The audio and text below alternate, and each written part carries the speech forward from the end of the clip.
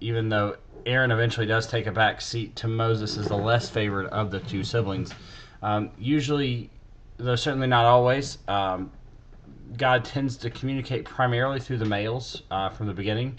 Even in the garden, his conversation regarding the fruit from the forbidden tree was only with Adam, or at least was primarily with Adam, even though Eve was at least as involved in the events that took place. In some respects, the first four books of the Bible create a picture of God who is trying to either establish himself as more than merely an angry regional deity, or at least establish a larger base of believers. Perhaps this is why he chooses a group of people to represent him as to bear the burden of his message to the world. Genesis makes the assumption that while God was responsible for the creation of the universe, that there are certainly people who are unaccounted for, at least in the literal scriptures. And while they may have been God created, there's no real clarity on that. They just kind of appear. And most of those other people don't tend to worship the God that would eventually become known as I Am, or would eventually identify himself as I Am.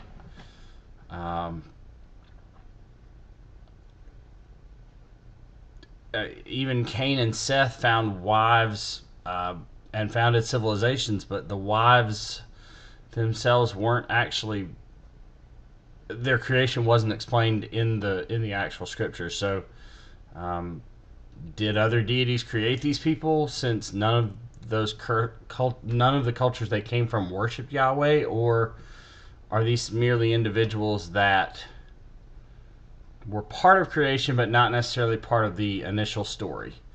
The text itself is not really clear on this matter, at least not to me.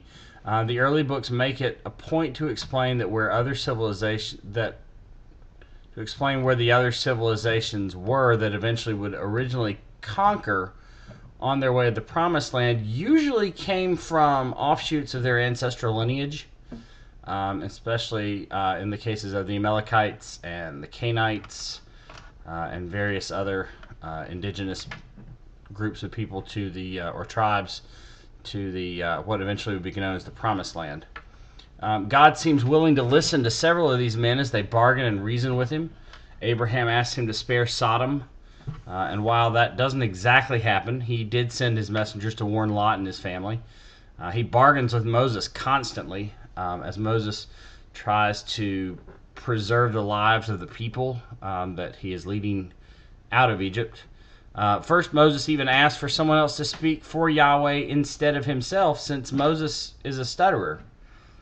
Then Moses begs for patience for the nation of refugees. That said, there are certainly times when God seems unwilling to negotiate. And I think part of that is due to, at least eventually becomes due to, the covenant and Israel being a called people. They're not necessarily called to be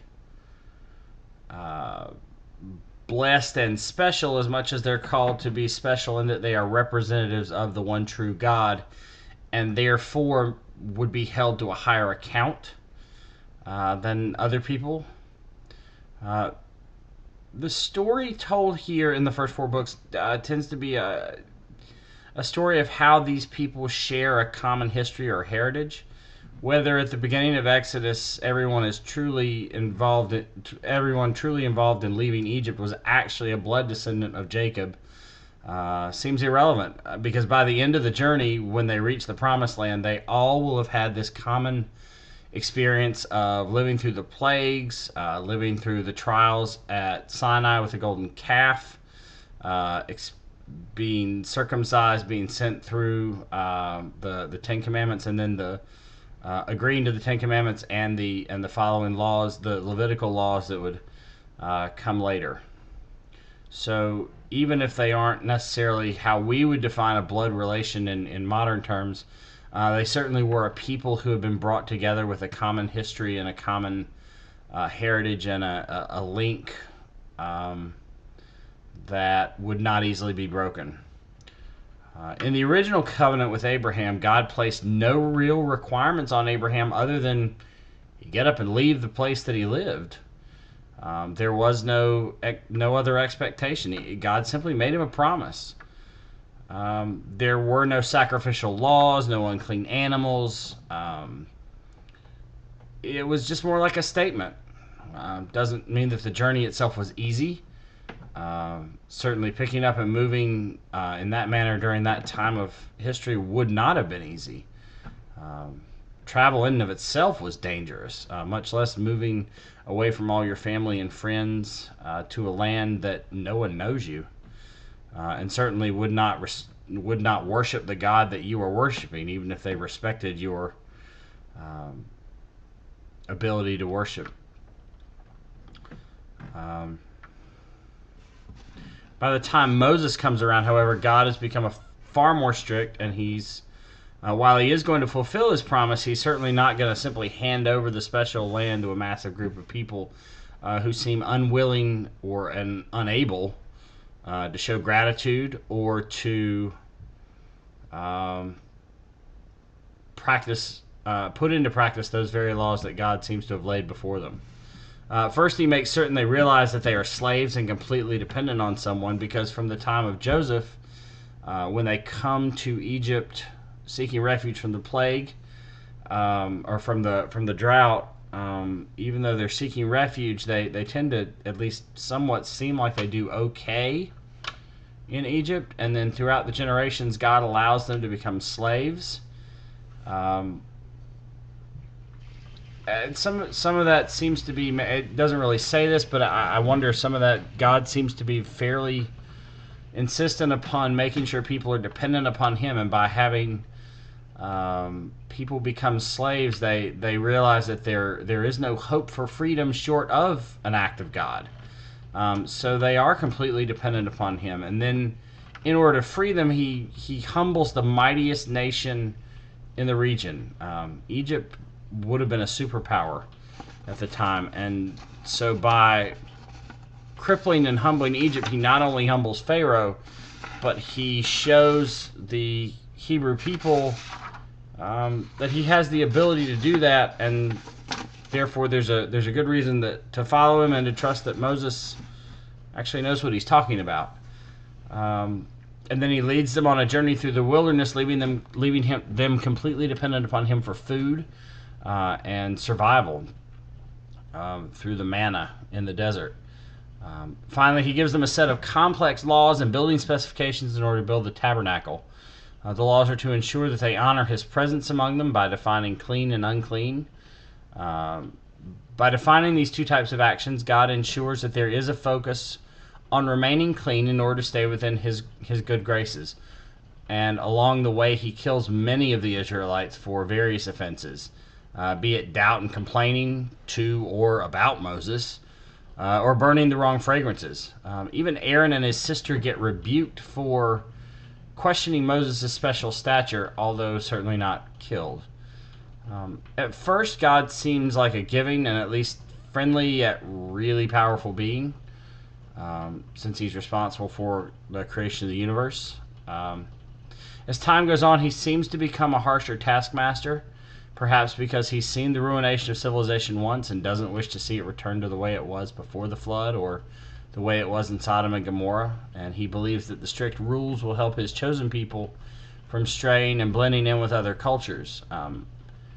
If you're going to call a culture to become different, you don't do it so that they can then go and blend in with everybody else. You do it so that they will stand apart, so that when people see them, they will recognize them as different and will recognize them as the children of the God of Yahweh.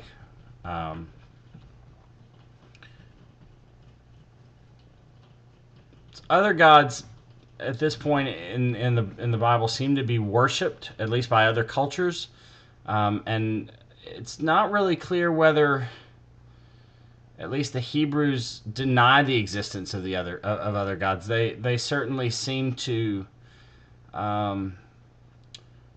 claim following, they certainly seem to claim to follow the God Yahweh, but they don't necessarily completely discount other gods. So I don't know that it's strict monotheism the way we think of it, as there's one God and only one God. I don't know that God really makes that statement until he talks to Moses, and says, "I am that I am what I am," and they should know me by that. Um, in this point in the story, there's a big problem with Hebrews running to other gods like Baal. Um, whenever they run into them in other cultures. So to me, that doesn't seem.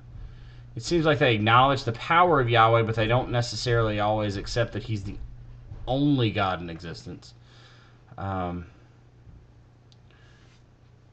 at least at this point in the story, God seems like one of many, and Baal may be his biggest competitor as they move toward the Canaanite land. I don't. While I get the impression the Israelites are monotheistic, and that they only worship one God, I'm not completely convinced that they believe that their God is the only God in existence. I certainly think that by later in the story, that's true. That they become abject monotheists, to the point that the only God in existence is Yahweh, and that in some ways is very different from the other cultures who accept that there are. They may worship one God, but they accept that there are a lot of different regional deities, and that's one of the reasons that the Hebrew people are called to be different. They don't accept the power. Eventually, they don't accept the power of other gods, and by doing so, it becomes a somewhat of a disruptive and argumentative force in the region. Um, but it also allows Yahweh the strength and the or not the strength, allows Yahweh to convince them that He is the reason for their success.